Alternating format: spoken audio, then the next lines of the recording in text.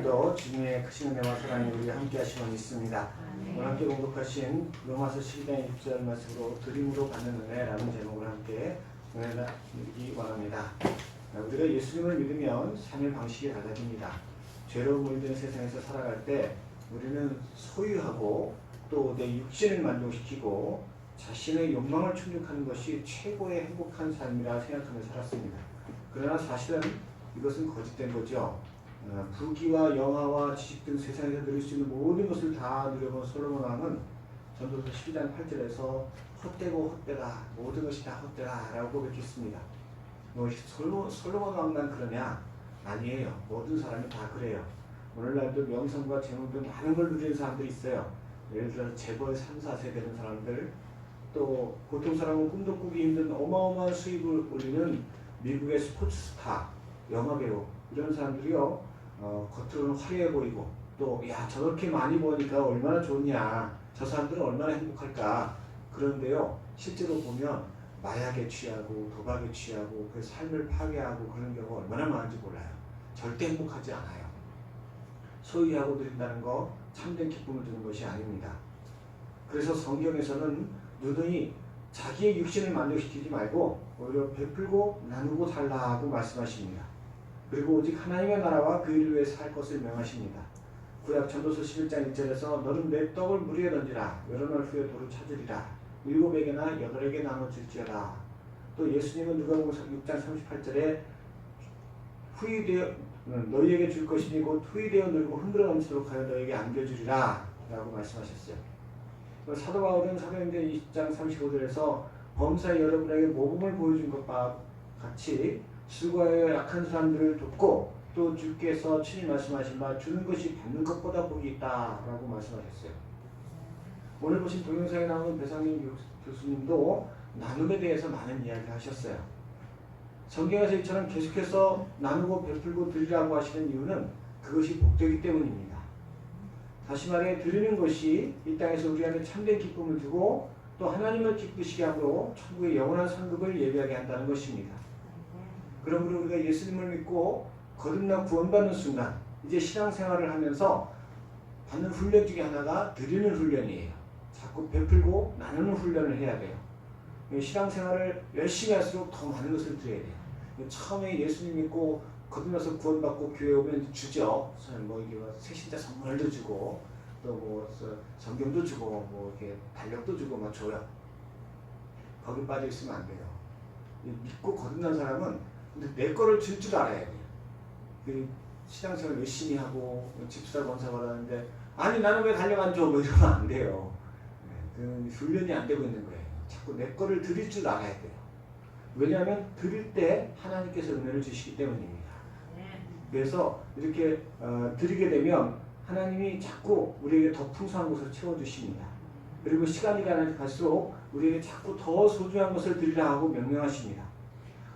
오늘 본문에 보니까 너희 몸을 하나님이 기뻐하시는 거룩한 산제물로 드리라. 이는 너희가 드릴 영적 예민이라고 하셨어요. 하나님께서 뭐가 부족해서 우리에게 달라고 하시는 게 아니에요. 그분은 천하 만물의 주인이세요. 창조주세요. 우리가 또 그분께 드려봐야 뭐 얼마나 되겠어요. 하나님 보실 때는 우리가 아무리 귀한 걸 드려도 그냥 우스울 거예요. 마치 어린아이가 엄마 사랑해 하고 껌 하나 주면 엄마가 그래도 그래 우리 애기 이쁘다 그러고 받지만 그게 뭐 그렇게 대단한 건 아니잖아요. 그럼에도 하나님께서 우리에게 우리가 믿음으로 드린 것을 기뻐하시고 또 드릴 수 있도록 자꾸 이렇게 말씀을 주시고 훈련시키시는 것은 그에 합당한 은혜가 있기 때문이에요. 그러면 우리가 하나님 앞에 자꾸 드릴 때 어떤 은혜를 받는가? 세 가지로 생각해 보기 원합니다. 첫 번째로는 우리가 드릴 때 하나님이 주시는 참된 기쁨을 받을 수 있습니다.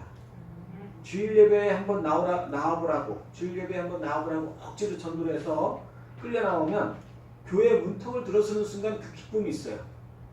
우리 성도님들도 다 체험해 보셨을 거예요. 모태신앙이신 분은 잘 모를지도 몰라요. 그런데 내가 중간에 저는 분명히 있어요. 저는 처음에 이제 어머니가 저를 전도해서 억지로 그냥 딱 한 번 가는 걸로 해서 교회를 갔어요. 근데 교회를 딱 들어서는 순간 그렇게 기쁠 수가 없어요. 표현은 안 했어요. 절대 말 안 하지. 기쁘다 그러면 그 다음에 또 그걸 빌리는데 또 끌고 갈 테니까. 근데 굉장히 기쁘더라고요. 그 처음에는요, 제가, 이거 목사님이 환영해주시고, 또 우리 청년들이 환영해주고, 이렇게 막 반가워해주고, 그래서 기쁜 줄 알았어요. 물론 그것도 있긴 있어요. 그러나 내가 교회에 딱 들어서는 순간 기쁜 것은 내 안에 성령께서 기뻐하시기 때문입니다. 그리고 이제 교회를 와서 신앙생활 하면서 믿음이 성장할 때 11조를 처음에 11조를 딱 결단하고 11조를 하기 시작하면 내가 11조를 하네 이제 그런 기쁨이 있어요. 내가 대견해 스스로. 물론 처음에 11조를 시작하기 전에 두려움이 많아요. 내가 생활에 여유가 없는데 이거 11조 하면 어떻게 살지? 몇 번이고 망설여요. 여러 가지 생각도 해요. 근데 딱 결단하고 그래 한번 해보자 시작하면 그게 참 기뻐요. 이거 내가 11조 하네. 그리고 해보면 또 생각지도 않게 별로 삶이 어렵지 않아요. 안 하던 때하고 별 차이가 없어요. 이거 하나님이 정말 살아계시나 보다. 이런저런 기쁨을 얻게 돼요. 또 새벽 기도를 시작하거나 전도를 하거나 어떤 봉사를 시작하면 힘들었던 만큼 막상 결단하기까지가 힘들지 시작하면 참 기뻐요. 내가 이런 것도 하네. 내가 교회에서 집사 직분을 받는구나. 내가 교회에서 이렇게 중요한 역할을 하는구나. 이런 기쁨이 있어요. 이것도 하나님께서 그 사람이 결신하고 헌신함을 기뻐하고 함께 기뻐하는 것입니다. 학생이 한 과목을 50점 맞았는데 내가 좀 점수 좀 올려봐야지. 그게 아무리 해도 잘 안 되는데 방학 내내 작정하고 공부해서 그 다음 학기에 70점을 맞았어요. 그럼 참 행복해요. 내가 열심히 했더니 진짜 점수가 정말 올라갔네. 사람이 마찬가지예요. 이게 옳은 길이고 바른 길인데 이게 옳은 건 아는데 그래서 하나님 말씀을 통해서 또 마음 깊은 곳에 양심을 통해서 알면서도 담대하지 못해서 또 믿음이 부족해서 결단하지 못해서 하지 못하는 게 참 많아요. 그런데 주변에서 격려하고 또 무엇보다 우리가 기도함으로써 하나님의 도우심으로 한번 해보자. 그리고 딱 결단하고 시작하면요. 그게 얼마나 참 기쁜지 몰라요. 그러므로 믿음의 성도는 하나님 앞에 자꾸 믿음으로 구함으로 이전에 드리지 못하던 것을 드릴 수 있어야 돼요.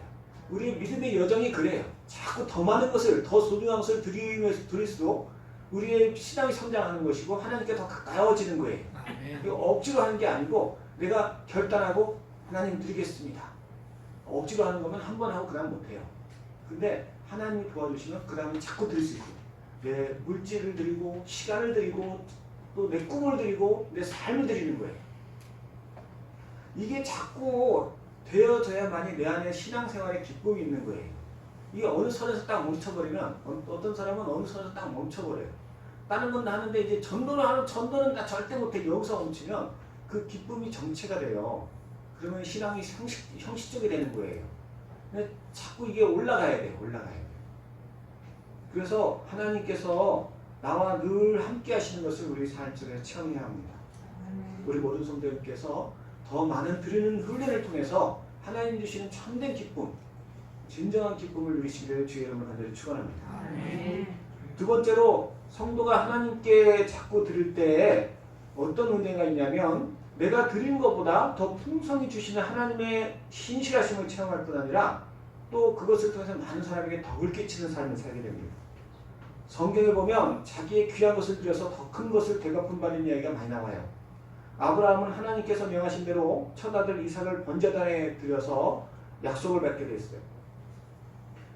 자신의 생명보다 귀한 아들 이삭을 번제단에 바치려 하자 하나님께서 그것을 멈추게 하시고 창세기 22장 16절에 의해서 이르시기를 내가 나를 가리켜 맹세하노니 내가 이같이 행하여 내 아들 내 독자를 아끼지 아니했은즉 내가 내게 큰 복을 주고 내 씨가 크게 번성하여 하늘의 별과 같고 바닷가의 모래같이 되게 하리니 내 씨가 내 대적의 정문을 차지하리라 하고 하셨어요.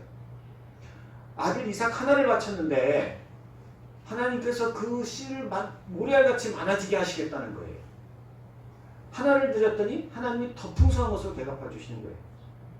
창세기 28장에 보면 야곱이 형 에서를 피해서 외삼촌 라반의 집에 가는 길에 광야에서 돌베개를 베고 자요.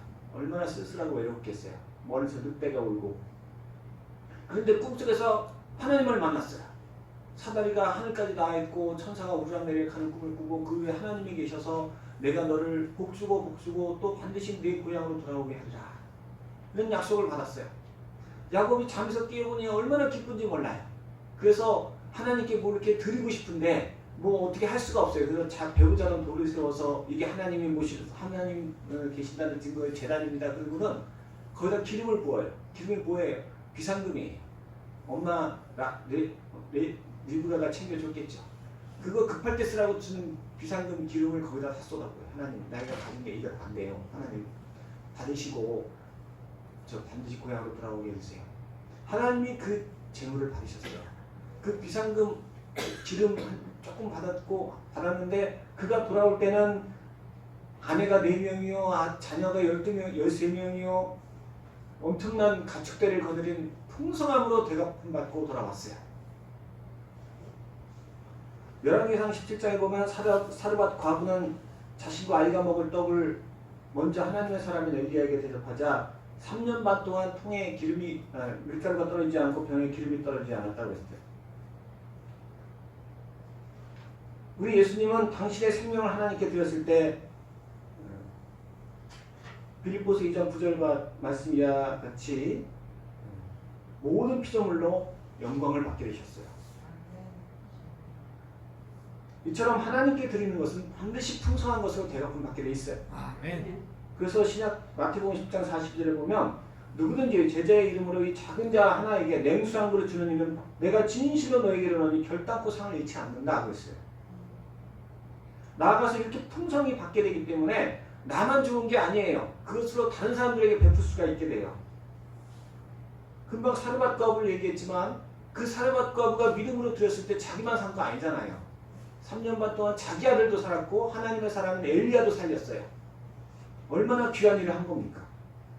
또 요한복음 6장에 보면 한 아이가 들인 물고기 2마리와 떡 5개로 자기만 배부른 게 아니에요. 거기 있던 사람 다 배가 고팠는데 믿음으로 그가 드리니까 5,000명이 넘게 배불렀어요. 특별히 예수님은 당신의 생명을 들여서 오고 오는 모든 인류가 다 살게 하셨어요. 이렇게 하나님께 믿음으로 드리면 정말 소중한 걸 드릴수록 더 많은 사람에게 덕을 끼칠 수 있는 거예요. 오늘날 이 세상은 죄가 점점 관영해지고 있어요. 그래서 이게 숫자로는 풍성한 것 같은데 다 부족하다는 거예요. 다 부족하다고. 이 생활비 넉넉하다고 생각하시는 분 있어요? 아, 신기해요. 전보다 더 많이 버는 것 같은데 어떻게 더 부족해.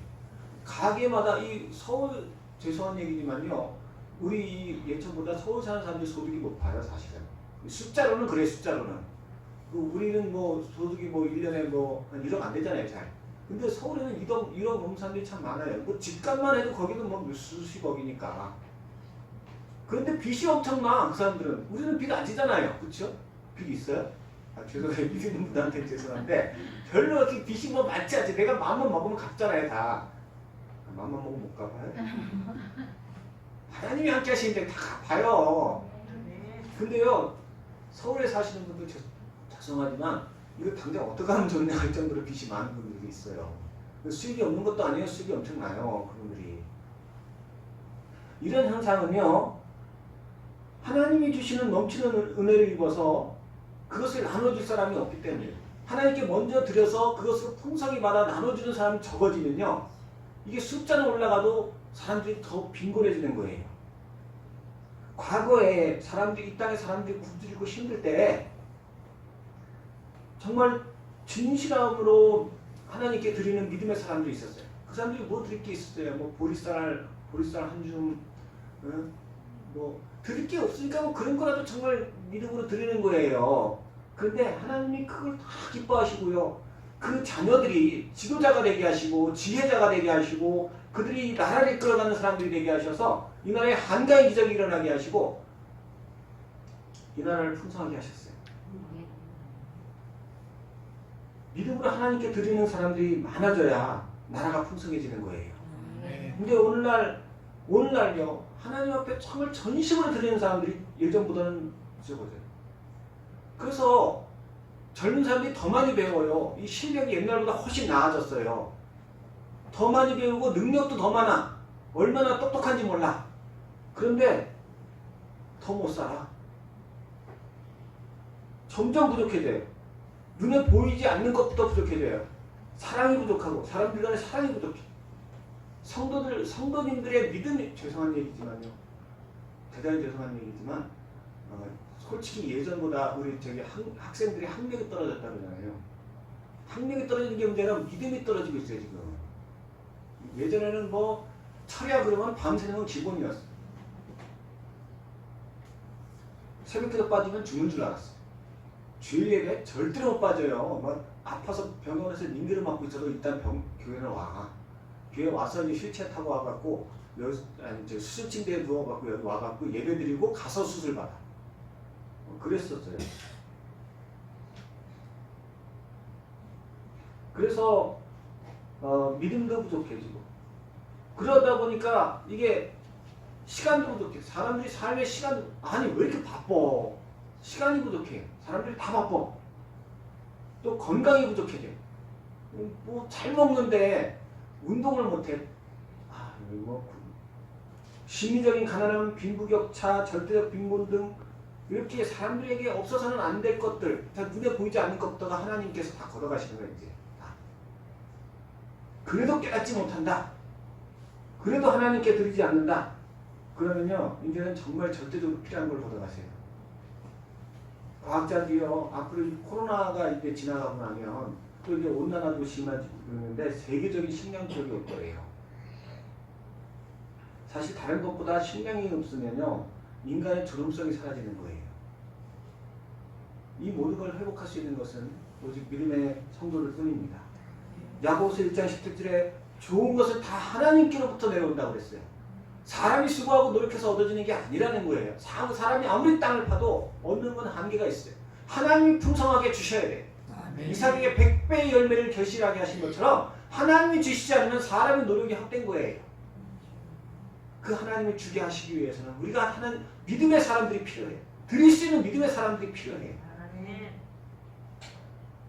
특별히 하나님께서 우리 예천감리교회에게 복음을 나누라고 명하셨어요. 다른 무엇보다 나도 가장 귀한 것은 복음이에요. 우리 예천감리교회에게 이 복음을 나누라고 명령하셔서 지난 한 해 동안 거리전도를 했고 이번에 아웃리치를 가게 돼요. 거리전도도 내 시간과 건강을 드리는 거지만 아웃리치 하게 되면 그 준비하는 동안 마음을 드려야 되고 또 준비하는 많은 것들을 이게 내가 신경을 써야 되잖아요. 아주 그냥 머리가 터질 것 같아요. 또 가서 이제는 온전히 내 삶을 드려야 돼요. 하나님께서 이 모든 드리는 것에 반드시 복을 주실 줄로 믿습니다. 우리 모든 성도님께서 오늘 배상민 교수님 하신 말씀처럼 가서 전할 수 있는 사람은 가고 정말 가고 싶은데 정말 어려운 분은 물질로 후원해 주시고 기도로 후원, 난 물질도 없어요. 그러면 기도로 후원해 주시고 내일부터 새벽기도 나오세요. 정말 누구는 가서 떼약볕아래 그냥 정말 이렇게 위험을 무릅쓰고 복음을 전하는데 나는 편하게 잘 생각하지 말고 죄송해요 이렇게 해서 나와서 같이 기도해 주세요. 새벽에 나와서 부르짖어 기도해 주세요. 나는 새벽에도 못 나와 5시 딱 시간 맞춰 깨서 일어나서 기도하세요. 딱 일주일만 그렇게 해주세요. 일주일이 아니고 끝나고 돌아올 때까지 열흘 동안 다음 주 월요일 날 떠나요. 그래서 수요일까지 아니면 딱 열흘이에요. 그렇게 함께 기도를 해주세요. 내가 하나님께 드리는 것은 반드시 풍성해서 되돌아오고 그것을 통해서 하나님께 영광 돌리게 될 줄을 믿습니다. 우리 성도님께서 아이고 뭐 가운데집에 가나보다 뭐 나와 상관없는 일이지. 내가 예천감리교회 성도인데 어떻게 나와 상관없는 일이에요. 하나님께 나한테 드리라고 우리 교회가 드리라고 했는데 어떻게 나와 상관없는 일이에요. 꼭 하나님께서 감동을 주시는 대로 힘써 들으시기 바랍니다. 이것을 통해서 반드시 하나님의 놀라운 일을 이루실 줄로 믿습니다. 작은 물방울이 큰 바다를 이루는 거예요. 우리가 비록 적지만 우리가 드리기 시작하면 또 하나님께서 다른 사람을 다른 교회를 드리게 할 거예요. 먼저 시작하는 것이 중요한 거예요. 세 번째로 우리가 이렇게 드리는 훈련을 통해서 받는 더 큰 은혜가 무엇이냐면 주님과 깊은 사랑의 관계를 맺게 되는 것인 줄 믿으시기 바랍니다. 사람이요 이게 사랑하며 산다는 게 얼마나 복된 건지 몰라요. 사람이 사랑하며 살면 그 삶의 질이 달라져요. 한번 예를 들어보겠어요.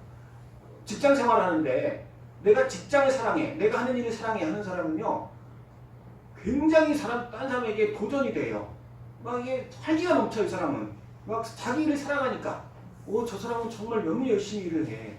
저 사람은 막 늘 감사해, 늘 기뻐해, 늘 즐거워해. 그리고 뭐 열심히 하니까 막 옆에 사람한테 힘이 되고 또 분위기 메이커가 되는 거예요.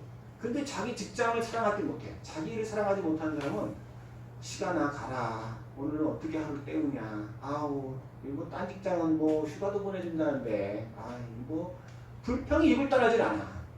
그러니까 그 사람은 완전히 분위기를 다운시키는 거예요. 그래서 그 직장을 점점 힘들게 만들어. 똑같은 사람인데 그 직장을 사랑하지 않느냐는 완전히 다른 거예요. 우리가 하나님이 나에게 주신 가정을 사랑하고 직장을 사랑하고 교회를 사랑한다는 게 이렇게 참 중요해요. 하나님에 대해서도 마찬가지예요. 우리가 하나님을 사랑하면 할수록 우리는 그분에게 더 충성하고 또 우리 입술에 감사가 떠나잖아요. 내가 하나님을 사랑하기 때문에, 근데 내가 하나님을 믿는 것만으로도 기쁜 거예요. 근데 예수님을 믿긴 믿는데 사랑하지 않아. 그러면요, 이 사람의 마음속에는 하나님보다 사랑하는 다른 게 있어요. 세상 사랑하는 거. 뭐 그게 무슨 놀러 가는 걸 수도 있고, 뭐 즐기는 걸 수도 있고, 뭐 그래서 그런 것들이 가까이 없으면은 이 불평이 나와요. 진짜 내가 비오느라고 그런 것도 못하고 말이야. 친구들은 다 갔을 텐데. 이 불평이 나오는 거예요. 내가 거듭나 구원받았는데 나는 지옥을 가지 않고 천국을 가는데 그것 좀 없다고. 그게 불평이 나오는 이유는 사랑하지 않기 때문에 그래. 하나님을 사랑하지 않기 때문에.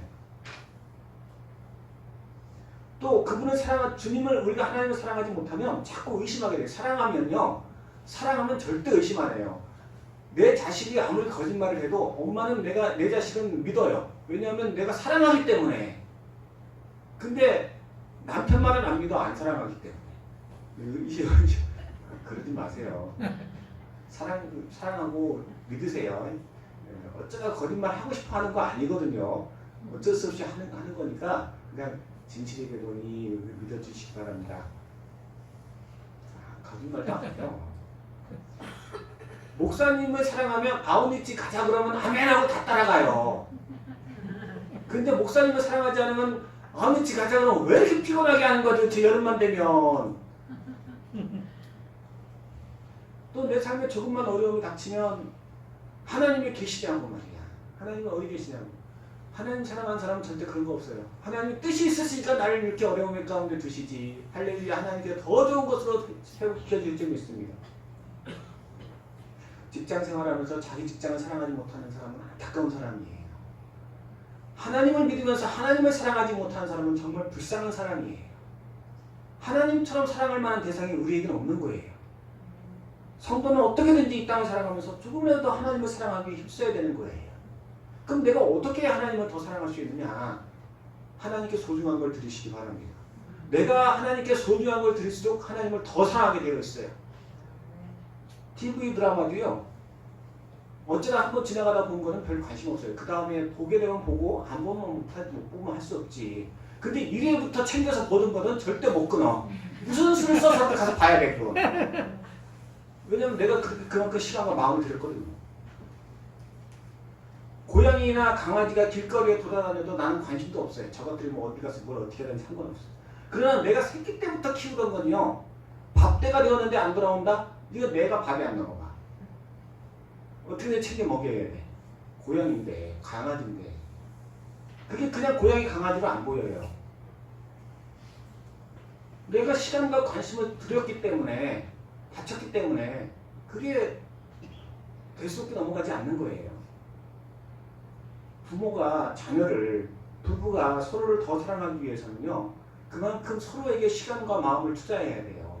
서로와 대화를 나누고, 서로의 문제에게 내가 이런 문제가 있어 그러면 그래? 그럼 신경 써줘야 되고, 이렇게 해야 사랑이 깊어지는 거예요. 물론 처음부터 그렇게는 안 돼. 그러나 자꾸 이 시간이 1분이라도 더 깊어질수록 사랑은 깊어지는 거예요.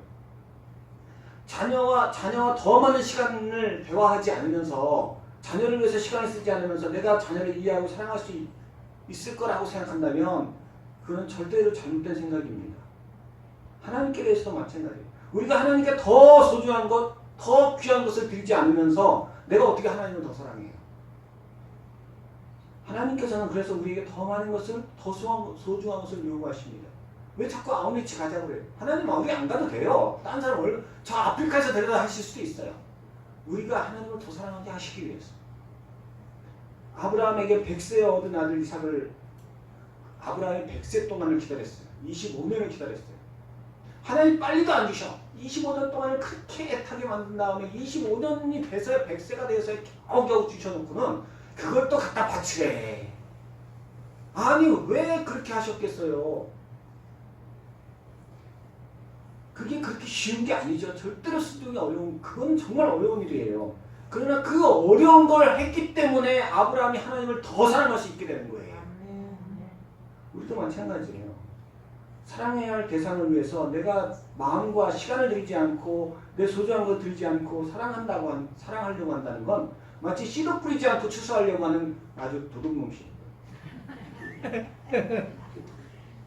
그러므로 우리는 하나님을 사랑하기 위해서 더 소중한 것을 그분께 드릴 수 있도록 훈련되어져야 합니다.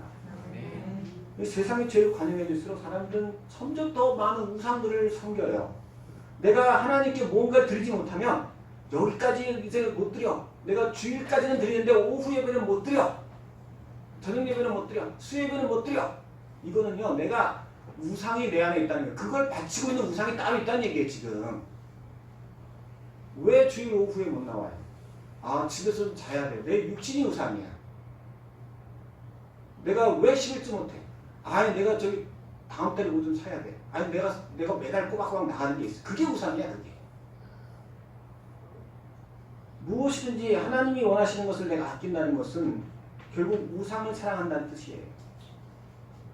우리는 죄로 인해 어리석어져서 이 세상의 죄로 관영해지면요, 점점 어리석어져서 우상을 자꾸 찾아갈, 정말 무엇이 소중하고 무엇이 가치 있는 것인지 몰라요. 우리는 잘 몰라. 학생들이 공부를 많이 하는 게 중요하잖아요. 미래에 더 좋은 기회를 얻을 수 있잖아요. 그런데 게임을 하고 시간을 헛되이 보내고, 제가 아는 학생 하나가 보호자가 그렇게 진학하라고 그러는데도 검정고시 보라고 하는데도 안 봐. 왜 그래? 이게 여러 가지 이유가 있겠지만 무엇보다도 죄로 인해서 어리석어져서 뭐가 소중한지 모르는 거예요. 뭐가 중요한지 모르는 거예요. 내가 젊을 때, 내가 시간 있을 때 그것을 어디다 드려야 할지 그걸 모르는 거예요. 그리고 나중에 시간이 가면 후회해요. 반드시 후회해요. 우리는 내 모든 걸 다 쏟아 부어드려도 아깝지 않은 분이 하나님이시라는 사실을 믿어야 합니다. 하나님께서 우리에게 우리 믿음의 각 분량대로 우리에게 원하십니다. 이번에 아우니치 가자. 아멘 하고 따라가는 그 사람. 네 정말 못 가겠는데 지금 물질로 드릴게요. 물질로 드리는 사람. 난 돈도 없어요. 기도할게요. 기도 드리는 사람. 하나님이 다 받으셔요. 하나님은 작은 믿음도 다 기뻐 받으세요. 분명한 것은 우리가 드리는 만큼 하나님을 사랑하게 되고 그 사랑만큼 우리는 더욱더 큰 천국의 공락과 기쁨을 누리게 될 줄을 믿습니다. 우리 모든 성도님께서 우리에게 명하신 이 아우니치가 이번에 또 나에게 드리라고, 하나님은 내가 예수 믿는 그 순간부터 드릴 것을 훈련시키시는데 이번에 또 이렇게 기회가 왔다 이렇게 믿으시고 안에서 순종하시기 바랍니다. 그래서 그를 통해서 하나님 주시는 기쁨을 누리시고 또 모든 것이 풍성해지는 은혜를 누리시며 내 안에 주님을 사랑하는 깊은 사랑이 형성되는 은혜가 있으시기를 예수님의 이름으로 간절히 축원합니다. 기도하겠습니다.